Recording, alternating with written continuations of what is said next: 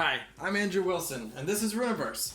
So I'm kind of in the process of making a rules video, but in the meantime, I want to see if I can throw together a quick gameplay video that just shows, the game in action. And I'm not really going to explain the rules, but I will try to explain what's going on, just not too much, because I want to try to make it as quick of a video and game as possible. So let's see how this plays out and see how quick we can get it to be while still being, worth watching, at least to some degree. So I'm going to be playing an Emry deck against a Ruby deck. I've already shuffled and drawn opening hands, so I'm just going to get started. The first thing we do is we're going to open a rift for the Emry player at the first location, which means we're going to put 2 face-down bond cards. We're going to skip the draw step for the first player, and we can play a mage for the player. So I'm going to play this, and then we can task him for 1 power since we have 1 rift open, and I think we will evoke this Filkit. Its ability probably won't be relevant this game because we know that we don't have the ability to evolve it, so I won't even bother going over what that does. So it's just going to be a level 1 creature. And that's all we can do, so we will end our turn by untasking and pass to the Ruby player, who will start by opening up their own rift. And then they do get to draw, and they can play a mage. And they will also task for 1 power, since they have 1 rift open. And it's boring, but we're going to play this Eternity Orb. So it's not great opening turn, especially for Ruby, which likes to normally be aggressive. But they will end their turn, and this is a relic rather than a creature, so it's not going to be able to attack. The Emry player could have guarded. The Ruby player could guard, but I don't think they will guard, so they'll pass the turn. And we will open a rift, second rift for Emry player, draw a card, and play a mage. Now we have 2 rifts, so we can task our mages each for 2 power, but we don't have anything that costs 2 in hand, so that's kind of sad. I don't know if we should dream this early. Let's go for it. So to dream or do a dream delve, we're going to exhaust our dream delve token. I'm actually going to move it off to the side just to save space. And that means we get to look at cards until we reveal 3 cards or 3 pips, rarity pips. You can see this Loquacious Mandrake has 1 white dot in the bottom right corner. This has 0. And this has 1, so we've revealed 2 rarity pips, but 3 cards, so we stop. And now, Druidus has the ability to evoke all 3 of these cards this turn, as long as he can afford it, which with 2 power, is going to be a little bit tricky. Loquacious Mandrake is better when evoked by a plant mage, and he's a growth mage, so it would have been better if she hit that. So we might actually want to leave it in the dream deck for her, maybe to hit later. We have an extra mage in our hand. Alright, let's go ahead and play the wolf. So we task him for 2, and we can assist by discarding another mage for another 2. So he has 4, and he spends 3 of it on the wolf. And I'm going to go ahead and play Growth Spurt. Doesn't feel great, but it gives a creature a level +2, and if evoked by a growth mage, it gets a level 1 counter, level +1. So we'll go ahead and put that here. And we can attack with the Filkit. It's a level 2, but that doesn't do anything. We just kind of put that level, or it's actually level 4 right now, but the 1 is permanent. But we're just going to hit the Allardyce Mage and break 1 of his bonds, and the Ruby player is going to check that card, but there's no gift. And then Druidus will end his phase, so these 2 cards get shuffled back into the deck. And we move on to Masura, who, you know what, we're going to have her dream off as well. So use her token, reveal cards, let's see, 0, 0, 2. And with 2, yeah, I think we're not going to assist for her. We're just going to go ahead and invoke him for 2 and the Egg of Distinguished Mediocrity for 0, and shuffle Grum back in. So she'll task for 2 power that she needed to evoke the Boorish, which has the ability that even though it's a level 2, it has the ability that it's level +2. So it's actually cost 2, but it's a level 4. And that's it for the Emry player, so we'll end by untasking, and we can guard. And I think we'll go ahead and guard with the Filkit, and Protector Wolf's taunt ability says that it guards 2. So those are both guarding, and we'll guard with the egg. That's kind of a sacrificial egg. Or it might be worth guarding with Boris just because of how hard it will be to get through. But we don't want our opponent to actually kill it, so let's guard with the egg then. Alright, and then back to Ruby. They will get a second Rift, and draw a card, and play a Mage. 2 power, huh? Let's see, what do they have? What can they do? Could do that.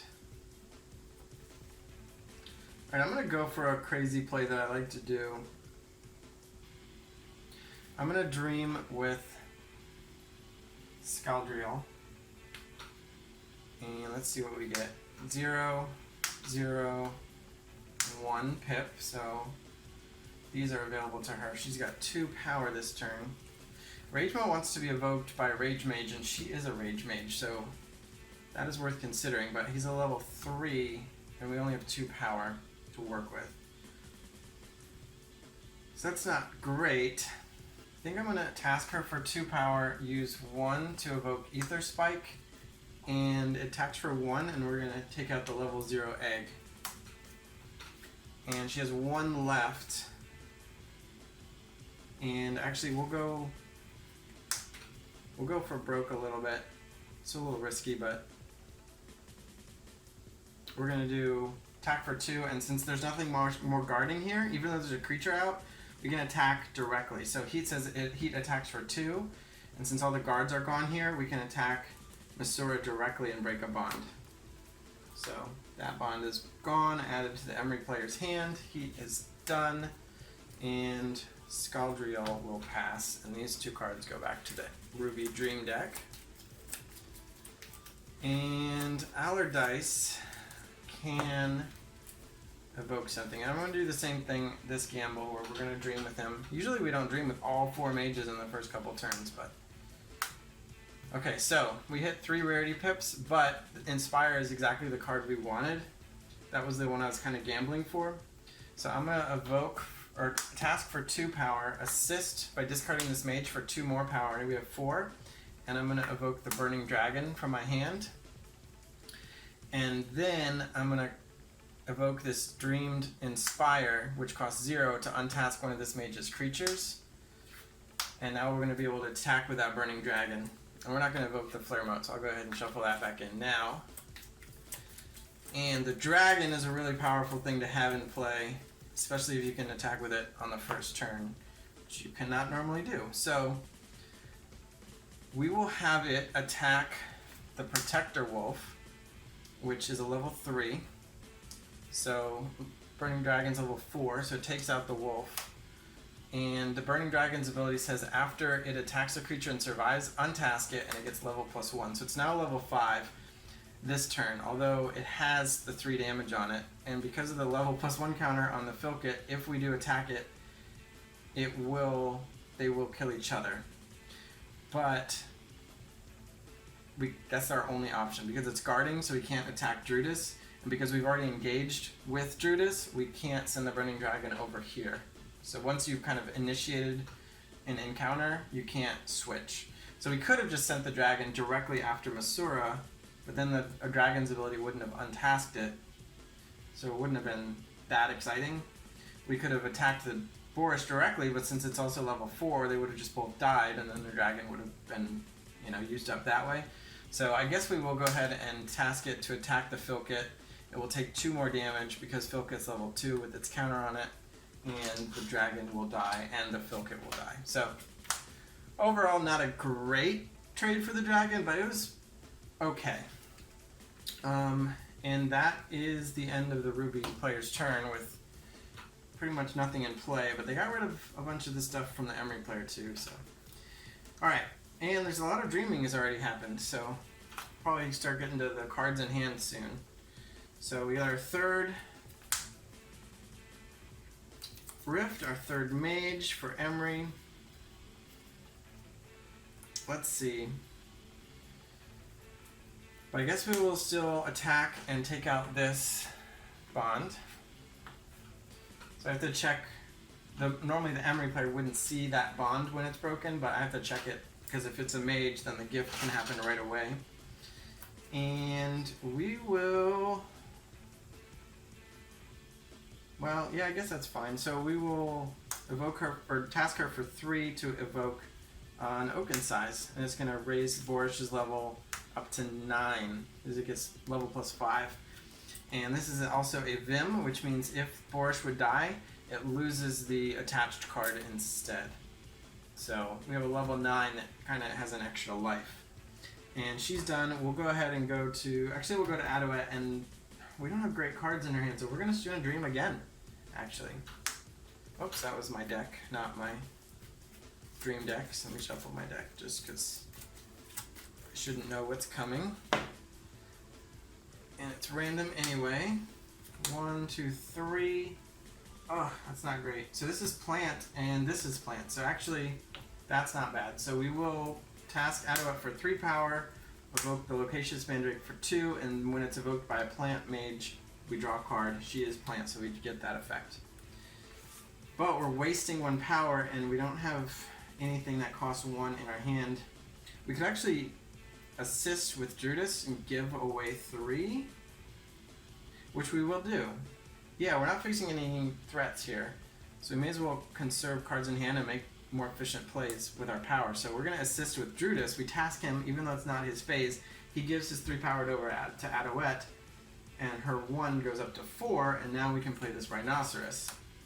So actually she got to dream both of those cards, which is really good. And she's pretty much done after that, so we go back to Druidus, who hasn't actually had his own phase yet, but he's already tasked. We could play something that costs 0. We could dream if he hadn't already used his dream. So he's done too. So we will untask everything and select guards. I think there's no reason not to guard with this level 9 Borish. And I think we'll protect our Rhinoceros with the Mandrake. Again, not that the Ruby player has any threats right now. So we'll open their 3rd Rift and draw. And that's really bad because they assisted last turn and they do not have a 3rd mage. So they used their mage to assist. And we're hoping to get one, but they did not. They're hoping more bonds would break or something, that they get extra cards in their hand that way, and then they draw for a turn. So they've got Allardyce with no bonds, and they have a Rift, 2 bonds, and no mage. So that is not good. No flame counters. Yeah, this is kind of unkillable. And they can attack Druidus directly, but it's better to get these threats off the table. So the problem is I want to play Flare Mote and Immolate. And Immolate says you get a flame counter. Immolate attacks for 3 plus the number of flame counters you have. So we would get a flame counter, and that doesn't go to the mage, that goes to the player. So it doesn't matter which mage uses it, we're going to get the flame counter. And then it would hit attack for 4, but if we want to try to take out the Rhinoceros, which would be perfect, we actually can't attack the Rhinoceros, even though it's a spell, until Loquacious Mandrake stops guarding. So my idea was to play Flare Mote, which says when I'm evoked, if my mage has a fire focus, you get a flame counter, and I attack for the number of flame counters you have. So if we could somehow play Immolate first to take out the Rhinoceros, and then play Flare Mote second, we would have 2 flame counters and be able to kill the Mandrake. But because the Mandrake is guarding, we can't do it in that order. We have to attack the Mandrake first.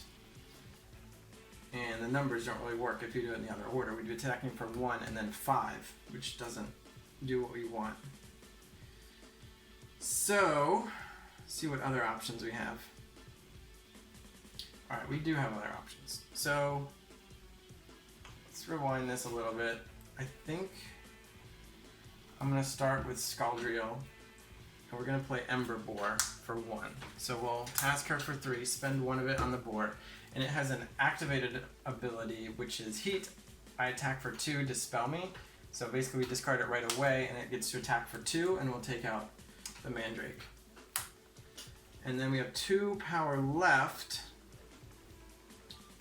I mean, alright, we're gonna evoke that for 2, Citralisk. It is one of our rares, so we don't want it to just get dispelled right off, but that's okay. And then we'll go ahead and go to Allardyce, who will evoke the Immolate. We will get a flame counter for this player and attack for 4 to take out the Rhino. And then, yeah, that's all they can do because they don't have another mage, which is really bad. They should not have taken that risky dragon play. And yeah, they're pretty much done. And you can actually guard with your mage as long as they have bonds. So they're going to guard with Scaldriel to protect the Citralisk and go to the Emry player. So since we have all 3 rifts open, we don't open another one. So we'll just go to the draw step. And let's see, animal or plant. Oh, interesting. I just realized something that I should add to the rules reference because this is important. Alright, so now that it's our turn, we're not guarding anymore. We've dreamed all we can dream this game. We may as well just go ahead and attack Scaldriel because she's guarding, we have to. So break a bond. Oh, and they did get a mage. So when a mage is revealed from a broken bond, or for the first card you draw on your turn, the gift effect happens. And on this mage card, the gift is the Dispel gift, which says dispel the highest level enemy creature, which obviously is the Boorish. So Boorish gets dispelled. Since it has Vim, the Vim is discarded instead. And this is added to their hand, so now the Ruby player will have a mage for their next turn. We can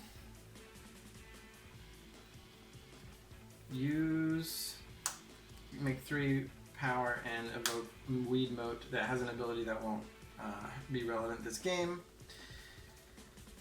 And we can go to, we have a lot of bonds over on our side, so I think the Emry player has a big advantage here, but we'll go to Adouette, doesn't matter which one, make 3 power, evoke Spike Leaf Wolf, which says after my mage evokes an animal or plant card, I get a face down Vim. And it says Might, I get level +1 for each Vim I have. So we have 1 extra power since this one costs 2. We will assist with Judith to give her 3 more, so she has 4, and we'll play a Rhinoceros from our hand. Now it says Rhino on it, but rhinos are animals. So even though it doesn't say animal on it, it does count as an animal. So that will trigger the Spike Leaf Wolf's Primal Vim ability, giving it a face down Vim from the top of our deck. And since it has Might, it's now level 3. And so that's the thing I was mentioning I should probably add to the rules reference, which is that the animal trait encompasses all animal traits, like Rhinoceros and Boar. So this is a rare card, so that usually doesn't matter, but for the purposes of Spike Leaf Wolf, you would need to know that animal traits are animals. So that's all the Emry player can do other than to untask and guard. So I think they'll guard with the Weed Moat, just because it's a little bit smaller. No, maybe Boorish actually. And then let's do the Rhinoceros, because the wolf can get bigger, and we don't want it to die before it has a chance to get big. Alright, so the Ruby player then takes their turn. They don't have 3 open rifts, so they don't open another rift. They draw for their turn, and they can play a mage, which you can actually play a mage pretty much throughout the turn, but I usually just do it first. And they just have 3 bonds left, so they're going to want to defend these bonds as much as they can. That is a lizard mage. It's a shame because we, wouldn't mind playing a fire creature, but we can play the fire creature somewhere else. Alright, I think we're going to go ahead and dream. We need to see what options we can come up with. So let's do that before we do anything else, which is just dream with Sephiron, our new mage. So 0 pips and then 3 pips. There's the dragon. So we can get the dragon out, but we can't do the inspire like we did last time, which would let it attack right away. So this deck actually has a dragon. Every Ruby deck, the pre-constructed Dream deck, has the Burning Dragon in the Dream deck. The dragon you saw earlier is just part of the main deck, which is part of the randomized booster deck. You never know what cards you're going to get in the booster deck. So this one happens to have 2 dragons, one in the Dream deck and one in the main deck. But now what are we going to do with that? We do have a recharge card, which says untask this mage. So it's, in this case, it basically means 3 extra power. So we can have 6 power. So we could play the dragon and the Grum, and then save the other cards in our hand for the other mages, which I think is actually what we want to do. So may as well do that. We'll just task her for 3. We'll play recharge to untask her and task her for 3 more, and then we'll spend 4, 5, 6 for these 2 cards. And in this case, they're just kind of playing defense, so hopefully our dragon gets to do something.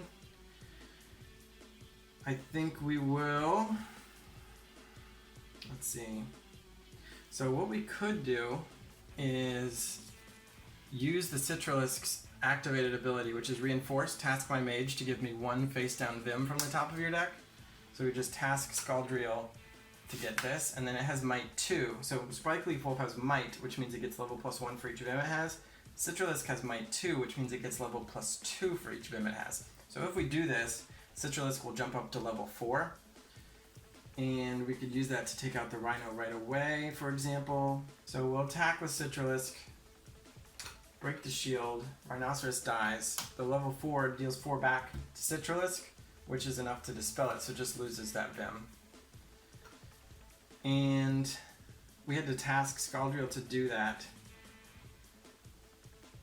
So I think we will go ahead and go to Allardyce, task him for 3, and evoke the Flare Mote, which because it's a fire mage, we will get another flame counter, and it attacks for 2. But I don't think the amount of damage is going to matter in this case, because we can't kill this, we can't kill this because this is guarding and it's a level 3. We can't kill this because it's a level 3 from its might. We can't hit her, but we can take this opportunity to take one of these bonds, and we may as well go for this one. So we'll go ahead and break this bond, and not a mage. So that's pretty much going to be it for the Ruby player, who will then untask and guard. I think again they will guard with Scaldriel to protect the Citralisk, and this time they will guard with Grum to protect their dragon and their bonds. But we'll see if that matters. Alright, Emry player. Oh, and then over here there's no guarding as relevant, really. I mean, you could technically guard with the Flare Mote, but it's just guarding this relic, which the Emry player is probably not going to attack anyway. So, alright, draw a card. That is pretty good. Let's see, who do we want to do first? Well, I may as well do this, get this out of the way. So we're going to task Addo for 3 and evoke Protector Wolf, which is a wolf, which of course a wolf is an animal. So Spike Leaf Wolf will get another Vim, making it a level 4 from its Might ability. And, oh, you know what? I actually should not do that. Yeah, let's rewind that. I'm going to cheat a little bit. So usually it doesn't matter if you rewind unless you see like new cards or something, because your opponent can't do anything on your turn anyway. So I think what we'll do instead is we'll go start with Masura, and we're going to play Glimpse, which is look at the top 2 cards of your deck, put one on the bottom of your deck, and draw the other.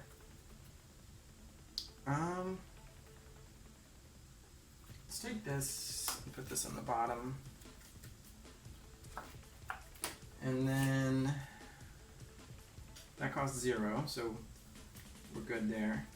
And I think we'll task her and we'll play the card we just picked up, which is Manifest. Look at the top 5 cards of your deck, draw 2, and put the rest on the bottom. So we'll definitely take our Boreal Liege, and the other 3 of these are mages, so we may as well take the Dragonfly. These 3 go on the bottom. And yeah, that's pretty good. It might change my plans a bit. Yeah, I definitely think the Emry player is in a huge advantage situation here. So let's go ahead and or not guarding anymore. We'll attack with Weed Moat and attack the guarding Grum, which will take it out. Because Grum is only level 2, so it deals 2 back to the Weed Moat, but the Weed Moat hits it for 3, which is enough to dispel it. And now, there's nothing guarding over here, so we'll have Boris just go straight in for a bond. And it is a Mage, which is a Ruby gift, and says opponent's cards stop guarding and can't guard until the next turn. So at the end of the Emry player's turn, they will not be able to guard. So that could be interesting for the Ruby player to try to make some kind of comeback, but we'll see. And I just got this Arboreal Liege, which is really good.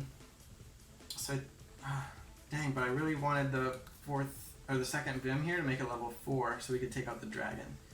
So I think Arboreal Liege is going to have to wait. So we'll go ahead and task Idowet for 3, evoke Protector Wolf, which gives our Spike Leaf Wolf another Vim, and then making it level 4 so we can take out the dragon, and we lose 1 Vim in the process.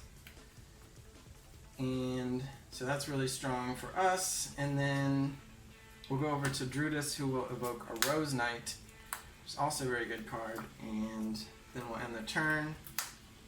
And that will... And then we won't guard, so go over to the Emry player. Or Ruby, I mean. Oh, and they drew a Mage. And then again, when the first card you draw on your turn is a Mage, you can reveal it and do its gift. So they've revealed Ifurian, who has a bond gift. It says your Mage with the fewest bonds gains 1 from the top of your deck unless you have the most bonds or are tied for the most. Well, they only have 2, and they're definitely not tied or having the most. So they do get another bond, and it goes to Allardyce because he only has 0. So that is certainly interesting. Now we're at 3 to 4.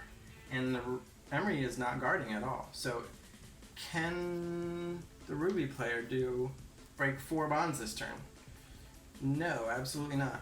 They can break 2. We're running out of cards too is part of the problem. Their dragon's dead. Ugh. I kind of want to kill this Rose Knight or the Spike Leaf Wolf. Yeah, I think actually they want to just try to win.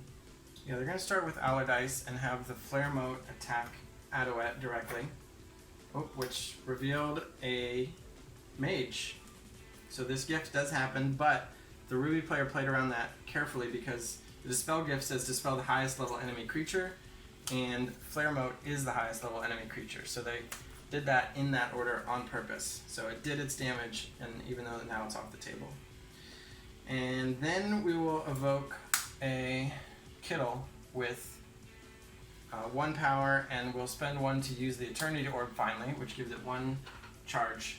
So we can kind of cash in that power later, but not very exciting. Not a very exciting card. On Scaldriel's turn, we will use her to use Citralisk's ability to reinforce him, bring him up to level 4, and attack Masura. Break that bond. Not a Mage. And now the Emry player is just down to these 2. And Sephiron will evoke the Three-Tailed Fox, which the ability is not currently relevant. And unfortunately, the Ruby player just has these 2 Mage cards in their hand, both of which they've shown to the Emry player. And there's not much use for them. You can assist from hand, as I showed earlier, to make more power. But since the Ruby player is out of stuff to do, this extra power is not going to help them. So they are a little bit out of luck for now. They will end their turn, and they have tough guarding decision because they want to keep their creatures to be able to attack with. They don't have many resources left in terms of creatures, but they also don't have many resources left in terms of bonds. But I think they actually do want to guard their Citralisk and maybe even the Three-Tailed Fox. No, I don't think they can be that greedy. So they'll guard like that. And let's see if the Emry player can finish them off this turn. So we need to stop this guard, break a bond, stop this guard, break a bond, and then we can just break a bond directly. But that's 5 attacks, when we clearly have 5 attacks. So I think the Ruby player actually would see that and realize they have to guard with their creatures like that. So let's see, can we get rid of the Citralisk? So when you attack a creature, it stops guarding, even if it's not dispelled. For example, we're going to task Adduet for 3 power. We're going to spend 1 to evoke Dragonfly. Dragonflies are animals. So Spike Leaf Wolf will get a Vim, making it level 4, which is the same level as the Citralisk. We will attack the Citralisk, which removes its guard. Since they're both level 4, they would dispel each other, but since they both have Vim, they each lose 1 Vim. Now, as you can see, Citralisk is not dead from that. It's not off the table. It's just smaller, but it's not guarding anymore. So we can go ahead and use the Protector Wolf to break this bond. And it is a mage, just an opponent, so Emry cannot guard again. This is a Ruby gift. So if Emry does not finish it this turn, they are actually in trouble. Actually, we'll see what we get off the Arboreal Leash in a second. So let's do some more attacking. We can use Boorish, since it's level 4, to beat the Three-Tail Fox, which is only level 3. And then Weedmote can go in directly for the bond, which is another gift. And that means that the Ruby player gets another bond, and it goes to their mage with the fewest bonds, which is a tie. So since it's the Emry's player's turn, the Emry player actually gets to decide which of these 2 mages gets it, so they're going to give it to Sephiroth since she doesn't have any creatures to defend. Yeah, we'll go ahead and evoke the Verdrak Adolescent. And then on the Druidess's turn, he's going to have Rose Knight. Do we ignore the Kittle, or do we just go for more bonds? No, let's take out Kittle, because we don't want to give our Ruby opponent too many cards in their hand. And then we will discard Thorny for an assist for 3 power, task Druidess for 3 power, and evoke the Arboreal Liege for 6. And he says, Wild Call 2, when I'm evoked, reveal a random card from your Wild Summons deck, and if it's a creature, my mage evokes it for free, then do it again. And every starter deck is going to come with all the tokens you need, including a Wild Summons deck. So we will shuffle these up and see what we get. We get 2 cards, Stump Shaman, which is actually exactly the one we wanted, and a Leafy Feven. So Leafy Feven has Ward, which means it can't be chosen for opposing spells and effects, and Stump Shaman, which has Taunt, so we actually have an extra guard for our 2 remaining bonds here. And the Emry player has a full field, but no cards left in hand. Oh, and actually they can't guard this turn, so it doesn't even matter about the Stump Shaman. So let's see what the Ruby player can do. Draw a card, and it's a mage. It's a Dispel gift. Dispel the highest level enemy creature, which is the Arboreal Liege. And wow, 5 mages in hand. Wow. Wow. They can't evoke anything.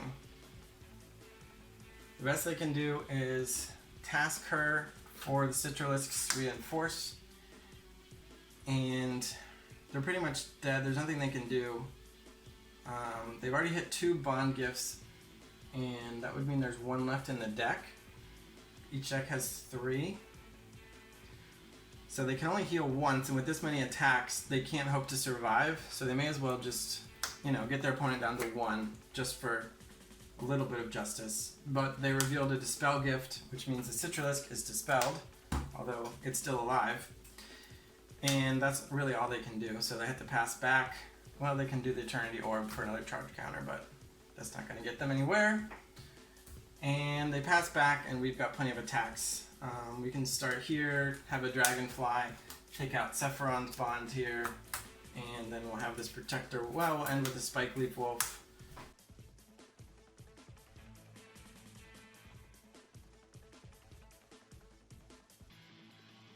And take out this last bond, which is, it actually is the 3rd bond gift.